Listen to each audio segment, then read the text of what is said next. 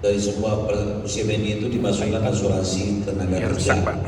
karena pekerjanya punya risiko ya. Rusak Termasuk satu musim partnya ini itu, termasuk Pak. grup, bisa disimpan kudo ya kan, bisa apa. Tapi dia bisa diperbaiki sebenarnya, Pak. Nah ini tujuan kita rangka untuk Kemarin menjaga, malah banyak yang rusaknya. Ini dari asuransi tenaga Atau kerja ini.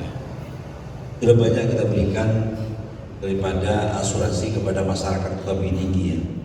Ada juga kemarin dalam bekerja tanpam di puskesmas di Lamsari ya, itu bisa terima santunan 347 juta ya. Saya berikan waktu itu ya. Ada yang menerima 70 juta, ada yang apa segala macam karena dalam pekerjaan ya. Dan tentu ini saya minta waktu itu melalui kas yang bayar tiap bulan. Jadi bukan sebulan saja Bapak Ibu ya, ini rutin kita bayarkan seterusnya.